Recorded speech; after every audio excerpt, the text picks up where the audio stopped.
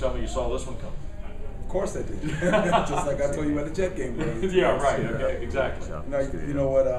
Obviously, defensive our guys did a great job. And just looking at the stat sheet here, there's been a more deceiving stat line than Daniel Miller's. He didn't score a point, but he was big in there today. He did a lot of little things defensively, blocked some shots. They have him for 2, but certainly everyone around him, of course, Amon Shumpert and Glenn Rice call their numbers and they do it. Okay.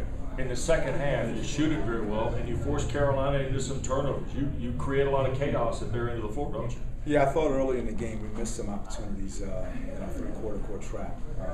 Showed maybe a little bit of our youth, and then once we got that ironed out at halftime, we went back to it, and Daryl kept bugging me to try to put it on Daryl LeBarry.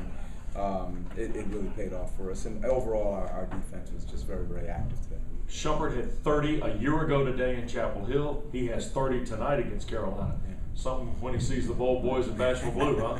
Well, you know, Wes, we've talked throughout the season. He's had a couple of games. He was on his way to 30-point games, but just was stopped by having leg cramps, and he's having a big-time year. It's just unfortunate, again, he's just had some second halves where he hasn't been on the floor. So obviously very happy for him and the rest of the team. All right, 2 things you mentioned in our pregame visit. First of all, the start to the second half. You lead by 1 at the break. You get 8 straight to start the second half.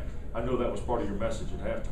Well, especially for Brian. They were overplaying those wings so hard. We told them, said, listen, if they overplay, we're going to tell those wings to dive to the box and post up, and you just step back. And Henson didn't come with him, so he had a 3. That was a big 3 to give us a 9-point lead, and just kind of you could see the energy level lift from there. Okay, confidence-wise, mentally, this team went on the road, lost 2 tough ball games where they played well in first halves. They come back tonight and get a win. Does it almost jumpstart where you are in ACC play by getting this win tonight in this fashion? You hope so.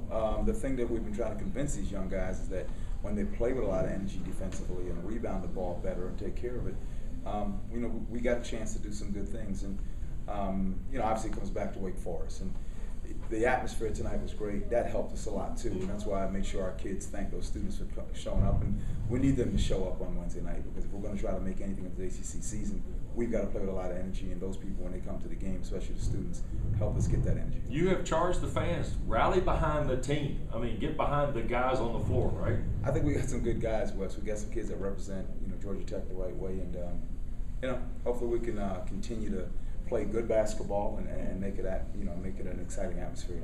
Very quickly, you mentioned Daniel Miller. You kind of went inside by committee tonight. Yeah. Cam had to log some minutes. Nate Hicks had to play some important minutes for you. Yeah.